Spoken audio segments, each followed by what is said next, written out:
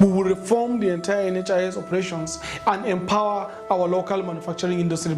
Two things makes every nation great: strategic geographic location and good governance. If you look at Nigeria today as a nation, as a country, is a nation with great potentials, with all the strategic advantage for a rebounding, resounding, and successful country. But alas, we have a lot of problems in this country. The entire thing around Nigerian policy is going to be around trade. We will build massive infrastructure in this country. We will build good roads that is capable of standing the global level standard. If you check on World Economic Forum statistics, Nigeria's quality of road in the world is at number 134 in the country. That's one of the worst roads in this world. Even Pakistan have better roads than Nigeria today.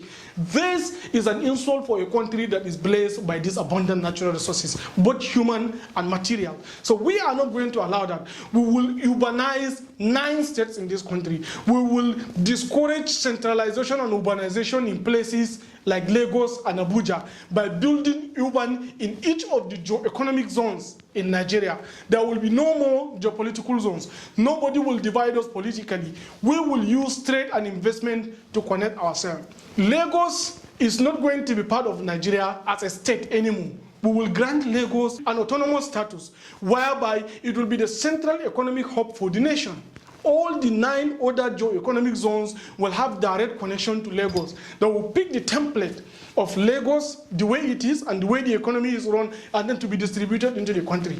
So people doesn't have to travel to Lagos to make it. People need to stay to the nearest geo-economic zone in their area to still be able to make it. Meanwhile, from those areas where they live to Lagos, there is direct connectivity in all infrastructure, both internet infrastructure, road infrastructure, and leveraging on the opportunity that we have with our longest river system in the world, which is the River Niger and the River Benue.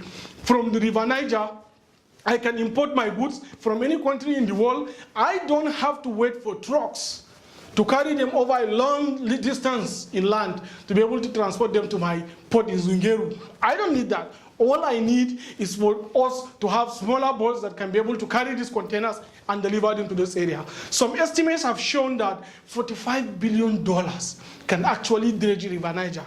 Now imagine how much we have been spending over a long period of time simply because we want to build our road.